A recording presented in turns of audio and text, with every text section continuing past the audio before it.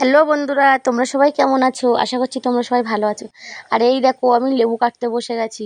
আজকে রাখি পূর্ণিমা, দেখো আমার হাতে তো রাখি পরা দেখে তোমরাই বুঝতেই পারছো। সকাল থেকে অনেক বাচ্চারা এসেছিল আমাকে রাখি পরাতে। আমাকেও পরিয়েছে, আমার সোনাইকেও পরিয়েছে, সোনাইয়ের বাবাকেও পরিয়েছে। তো দেখো সব বাচ্চারা খেলা করছিল আমার সোনাইয়ের সঙ্গে ওই সাইডে বারান্দায়।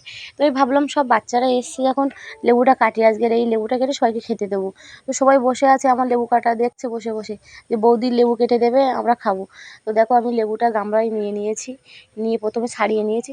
আর ছাড়াতে কিন্তু আমার অনেক সময় লেগেছিলো, অল্প অল্প করে তেতো হয়ে যাবে তো বেশি চাপ দিলে, ওই জন্য গামলার ভিতর রেখে রেখে ছাড়িয়ে নিয়েছিলাম। ছাড়ানোর পরে আস্তে আস্তে ওর গা থেকে কত ছাল উঠেছে, তারপরে ছাল টালগুলো তুলে দেওয়ার পরে লেবুর কোয়া বের করে নিয়েছি।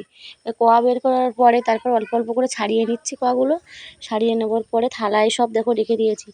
আর লাস্টে আমি ওর সঙ্গে মাখিয়ে দেবো লবণ আর চিনি, দিলে খুব টেস্টি হবে খেতে। আর সব বাচ্চারা তো আমার সঙ্গে কথা বলছে, বৌদি খেতে কীরকম লাগবে, এই লেবুটা একটু গোলাপি হলে ভালো হতো। তো দেখো লেবুর রঙটা একটু সাদা মতো আছে, তো যাই হোক চিনি আর লবণ দিয়ে দিলে হেভি টেস্টফুল হবে। তারপরে আমি লেবুগুলো ঝটপট ছাড়িয়ে নিলাম। ছাড়ানোর পরে সবাই তো অপেক্ষা করে বসে আছে কখন লেবু দেবে খাবে। আর এইদিকে দেখো আমার চুলের অবস্থা, চুল ছাড়া তো, আর চুলগুলো শুধু চোখের সামনে এসে এসে পড়ছে, আর এত অধৈর্য লাগছিল না ফ্যান ছাড়া। যাই হোক আমি চান করে উঠেছিলাম, চান করে পুজো দিয়ে দিয়েছি তো ওই জন্য। তারপরে সব বাচ্চারা তো বসে আছে অপেক্ষা করছে কখন দেবে। তারপরে আমার ছাড়ানো হয়ে গেছে, ছাড়ানোর পরে সব কিছু মাখিয়ে সব বাচ্চাদেরকে আমি খেতে দিয়েছি। সবাই